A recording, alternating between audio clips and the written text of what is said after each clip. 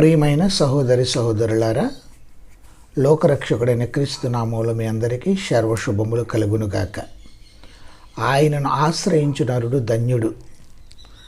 ఎవరైతే భూమి మీద దేవుని ఆశ్రయించి బతుకుతారో వారి జీవితం ధన్యమవుతుంది. ప్రియులారా, ఇక్కడ దావీదు గారు దేవుని మంచితనాన్ని ఎలా అనుభవించాడో అలాగే మనల్ని కూడా ఆయన మంచితనాన్ని అనుభవించమని ఆహ్వానిస్తున్నాడు. ప్రియులారా, మనం ఆయనందు భయభక్తులు కలిగి ఉంటే, ఆయనను వెతికితే మనకి ఏ మేలు కొదువై ఉండదు. యేసుక్రీస్తు వారు కూడా అదే బోధించారు. పిల్లారా, ఆయన నీతిని రాజ్యాన్ని వెదకండి, అవన్నీ మీకు అనుగ్రహించబడతాయి అంటున్నాడు. యెహోవాను కనుగొనడం ద్వారా మాత్రమే మనం భయాల నుండి తప్పించుకోగలం. యెహోవా మనకి భయాలు, కష్టాలు ఈ జీవితంలో కలగవని వాగ్దానం చేయలేదు, కానీ ఆయన మనం వెతికితే వాటి నుండి మనం తప్పిస్తానని వాగ్దానం చేశాడు. పిల్లారా, తరచుగా కలిగే